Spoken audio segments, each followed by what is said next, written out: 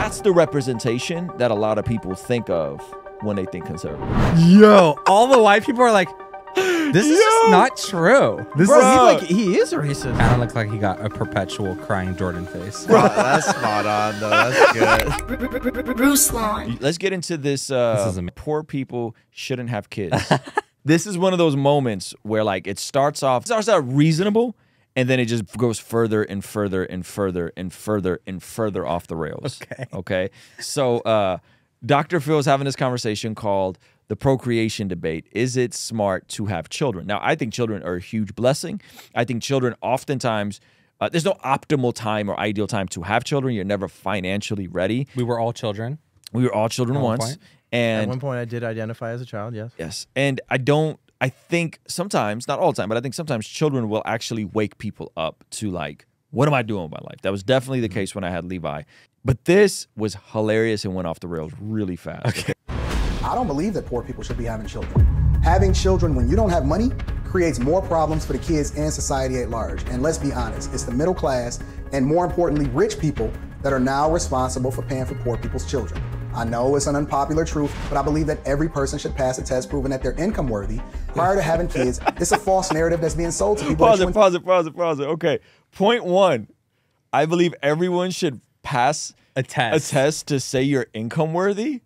Yo, 2A people just got really triggered. You know what I'm saying? That went a whole new level of passing a test. This man's wild, bro. Like, pass a test to see if you're income worthy.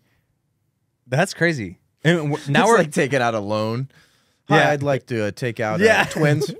Yeah. take out twins. Yo, so that was the first part where I was like, I understand it as a principle. By the way, Young Thug, the great poet laureate, Young Thug, said something very similar to this and said poor people shouldn't have kids. Well, the Young Thug's in prison. You know? He is in prison, unfortunately now. But I'm just saying, not having kids. Shouldn't deal drugs. Yeah, this was a conservative talking point. Poor people shouldn't have kids, and now we're here. Entitled to have children, and you don't need the resources or the money to be able to pay for them or support them. Having kids is way too easy, and the people that's having the most kids. Having kids is way too easy. This man, like, the red pill has entered the chat. They're like, it is not easy to pick up women. We do not know how to make relationships. There's so many single people in their 30s at church right now. They're like, man, this guy said it was easy on Dr. Phil. No, it's not. They're so mad. I've been struggling, okay? Yo. All right, go people in back. society.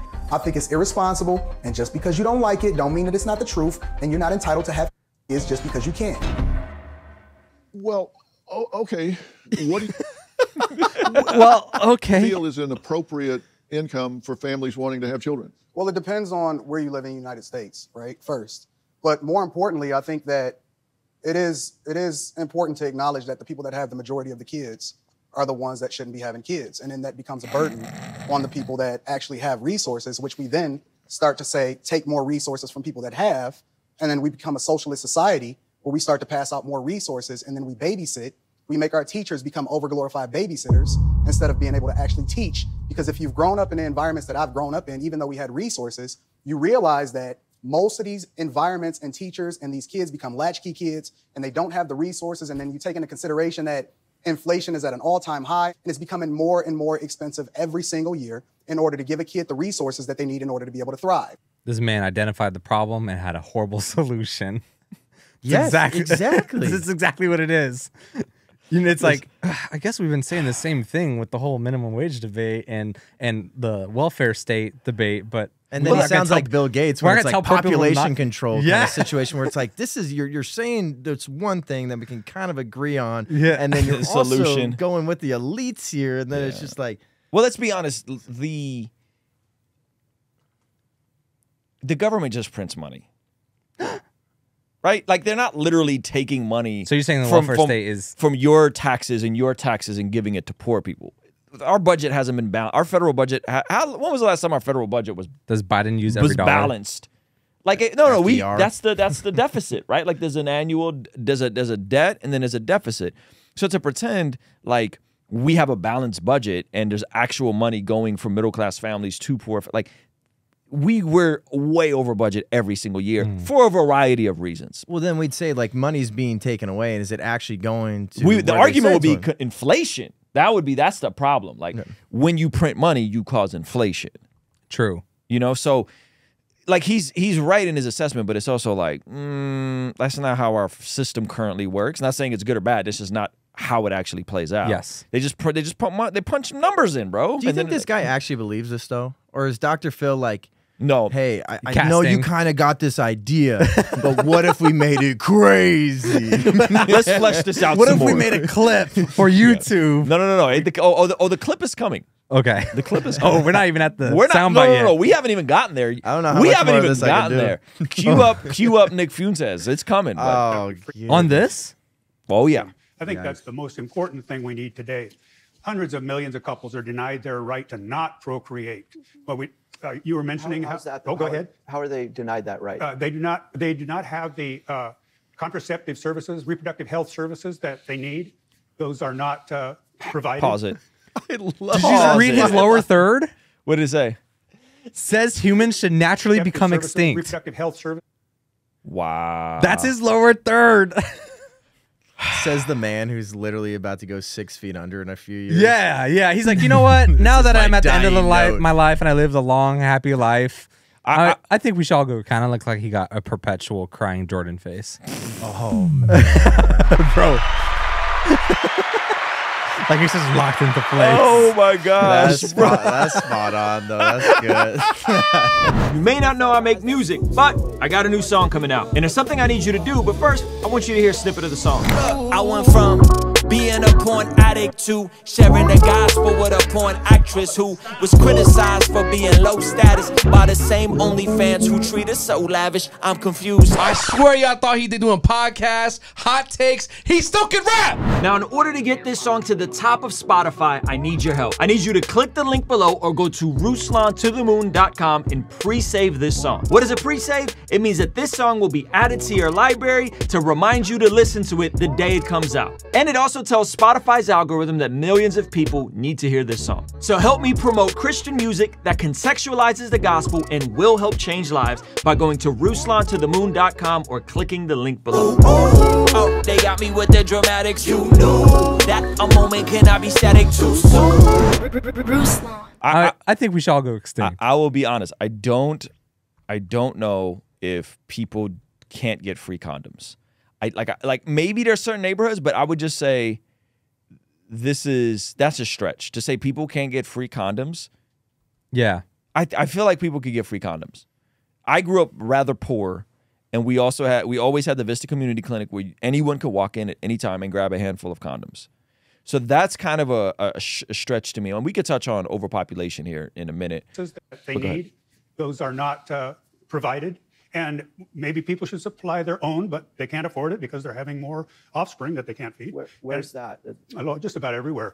Try to get a sterilization here in America when you haven't had kids and you're only 22. That's true. We're not allowing hold on. people. Who's jumping out the window and getting sterilized? That's like getting a vasectomy. At 22, you said? At 22. Yeah, that's like getting a crazy. vasectomy. That's the most beta thing you could do. That is a Roe v. Wade decision. Overturned. Yeah. You see people like that all the time, and you can put an IUD in. A copper IUD is effective for 10 years. It's inert. Have you ever walked Very in a grocery effective. store and seen a lady with a bonnet on her head with 8 kids walking behind her? You think that she's being responsible? You think that she's really taking into consideration what she's supposed to do responsibly? You think that she's not on Section 8 housing? He's like, I use Instacart. I actually don't go to grocery mingle stores? with regulars. Yeah. But so here he's showing his hand, and like the whole bonnet, Section 8 housing, like it's creating a caricature of like this welfare queen. Yeah. But it gets worse. Okay. This is the warm up. This is crazy. You don't think that we paying for her to house her kids, who's probably going to grow up and steal my wheels off my car? Whoa. This man's just going further and further. He's going for it. It gets worse. You know when the conservative Oreo is telling you to reel it back, it's not good. Yeah, I mean, it's a reality. I'm not here to tell people what they want to hear. I'm here to tell the truth. How did we get to the wheels on you? Because the people that are having kids. Hold on. Dr. Phil's like, wait. Dr. Phil's like, dare I say that's racist? How did we get the feel? Look at the chick in the back raising her hand. She's like me earlier. I got something to say. Yeah. Oh my gosh, bro. This is bad. Yep. Yeah. At least she doesn't have purple hair though. I would like to hear from her. yo, this is bad, but it gets worse. Every time we hear something crazy, worse, he goes, bro. It gets worse. It gets worse. Some of the worst in society, and when you put them in an environment and they have to be raised without the resources in order for them to be able to thrive, often at times they become the ones that we have to take care of, whether it be the prisons that we build for them or the social services that we have to create for them, and they do not become more educated and do things differently. They breed more. That's what happens. I disagree. I think I think what's happening here is this is what happens when someone was like a hardcore liberal, and then they take the conservative red pill, and then they overcorrect, like this gentleman here. Yeah, which is not explained well at all. Yeah, he just jumped out the window. And generalizations, a lot of generalizations. It's just and this is, and by the way, and this is what I think people say when they say people can be racist against their own race. Like this is what they're talking about, right? Because obviously black people aren't a monolith. Obviously there's a ton of black conservatives, but when you get into this sort of rhetoric, like but this isn't even the worst of it. It gets worse. It gets worse, guys. Go ahead. I grew up with 6 brothers and 7 sisters. So hold on, pause it. So you guys know who this is? Yeah, Jesse Lee Peterson. Yeah. I've been on Jesse Lee Peterson's pod before. I grew up on a plantation in Alabama. And we grew up in a little hut house, bathroom outside. And my family raised an amazing family, children. But what the difference was then than it is now. He kind of looked like he got a perpetual crying Jordan face. Oh, man. Bro.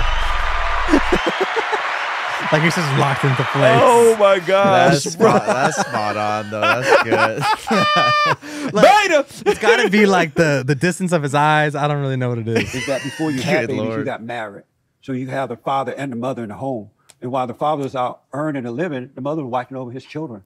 And so you were able to raise decent children. We didn't have government in our lives at the time. And so we were able to do that. And in America, we were not allowing all these illegal aliens and refugees to come into our country. So our government were Pause it. I'm no expert. That's a great way to start. But I feel like we've had a lot of refugees and immigrants come to America as one, as a refugee and immigrant. I feel like we've had a lot of refugees and immigrants come here like kind of since our inception. Yeah, it's kind of the whole point. It's kind of the whole point. I mean, so like it's interesting. He went there, and then he's like, yeah, like you need a nuclear family, and then like, but it's the immigrants and refugees' fault, right? But it gets worse. It gets worse. Taking care of folks from other parts of the world and the families in America, we took care of ourselves. I think you've pretty much. These reaction shots are fantastic. Yo, like whoever's behind these cameras, they're quick. The director, there's like, get the chick. Yeah, get the chick rolling her eyes. Pissed off everybody. But you said there's not anything you've heard that you don't think is crap. So what do you think? You said what you don't think. What do you think? I know that we need to restore the family. We need a smaller government. Because government don't make anything work. Pause it. So it's like, okay, he's reasonable, like smaller government, restore the family. Not too bad. I'm like, okay. So what I think he was trying to say about just like almost like an open border kind of situation. Yeah. I'm totally guessing here. Yeah. But maybe if he's talking about how they're completely taken care of, borders wide open. They don't need to go through the same situations that people that were born here and situations they went through. So like, why are these kids getting some of these handouts? Potentially, but like, it seems like all these generalizations, like why even bring that up at that point? And it seems like the first guy is doing some of the same things. And it's like, so there's some truths in here, but it's not formulated into a good debate or point whatsoever. And then it almost doesn't validate your last point that we were kind of somewhat in agreement with. Yes. Yeah. We need to stop taking care of women who are having these babies out of wedlock. Correct. We need to stop taking care of these women who are coming from other countries. We need to stop taking care of their babies.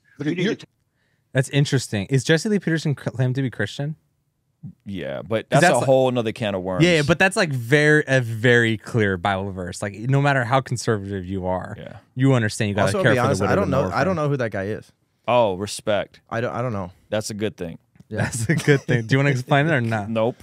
American families first by getting them away from the government and restoring order. Okay, you're a pastor, right? Yes. And you're a radio host? Yes. Okay, and you said you believe white people should have more children? We definitely need white babies. And I tremble at the idea that white babies, that the white group is going down in numbers. Because if you lose white folks, America, it's over for America. Because and then you got the white kid here that's like, what's up, dude? Bro, that is so. If you notice, white people tend to be more innovative. They're more creative. They have ideas about things. All these other races don't do nothing. Yo, all the white people are like, this is just not true. This Bro, he is racist.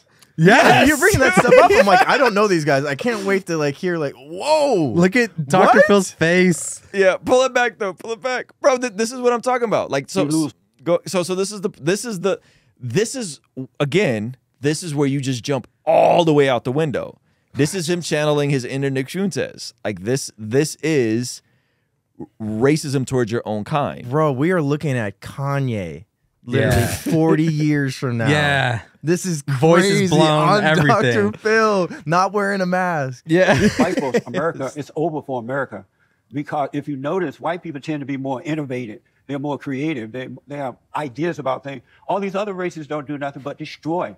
They don't build, they destroy. When I said you'd piss off everybody, I was wrong. Now you piss off everybody. My name is Jenny. My husband. So he said we need to have more white babies. White people are more innovative and more creative. That's Jesse Lee Peterson. So he's like a fringe, far right, like that's Christian nationalism. Bro, that like is not even fringe. That is way off the reservation. Yeah. So I went on his podcast years ago. Yeah. When I was into Yang, and I went on and debated him briefly. He called you beta. He called me beta. Beta male. Yeah, you're a little beta male. Yeah. So that is, I think, the epitome of like a self-hatred for your own race. And by the way, I don't think he has any kids. He's single, allegedly. And all kinds of wild stuff that came out allegedly. I remember that. We're not gonna talk about because it's unconfirmed. Does he not even know the history of his race in America? Like some of the people that have done just absolutely incredible, innovative things. Yeah. Like what? I was like, wait, that's just like statistically not true. My goodness, that's more than a tough look. Yeah, but listen, somebody said we don't talk about the parts that are true, such as not taking care of children out of wedlock, eat the meat, spit out the bones. I mean, that's a lot of bones, bro. That's a lot of bones, bro. That's a lot of bones to be spitting out. That's a lot of Clayton Bigsby. Listen. Wait, and does he really believe that we shouldn't be taking care of babies because they came out of wedlock? Yeah. No, but I'm saying the person that commented was like, no. He's saying they're right. Like he's saying like he's rocking out and he's right on some of this stuff. And yeah, I'm that's like, crazy. You could be half right, but still have totally wrong presuppositions and conclusions about how to navigate these sorts of conversations. And I'm saying the thing that that guy is saying he's right about, I believe is still wrong.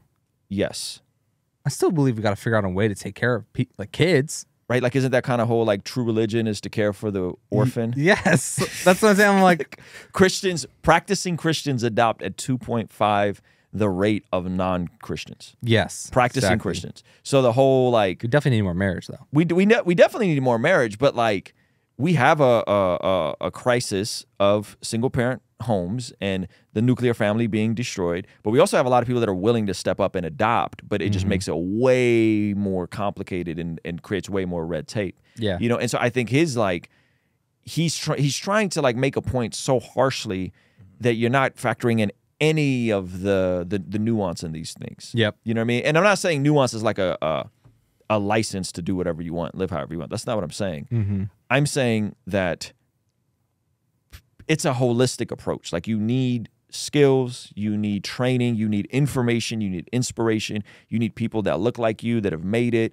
Like you need a holistic approach for some, and it's not. I mean, not just black folks. I know plenty of white single moms. Yes. You know what I mean? I know plenty of white single moms with multiple fathers. You know what I mean? Like, so to generalize that is, I think a bit.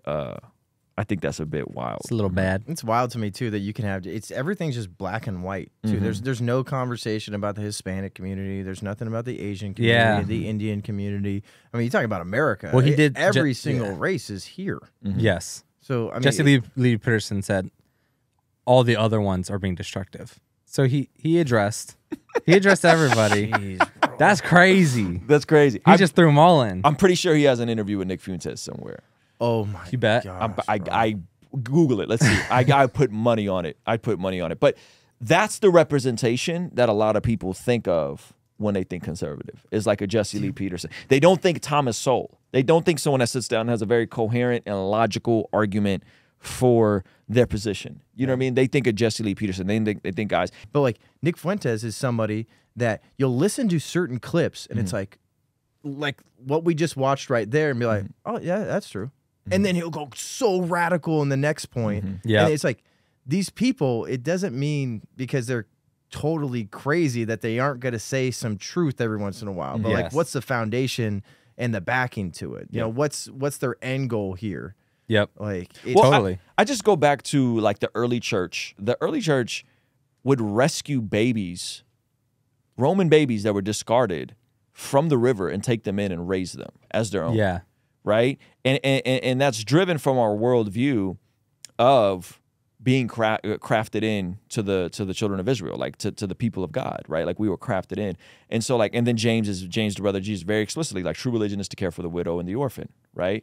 And so like, I have a hard time being like I'm gonna wash my hands and just like whatever, bro. You got yourself in this situation. Figure it out. I think conservative Christians have an interesting juxtaposition to not take conservatism as their moral compass, but as their political leaning, right?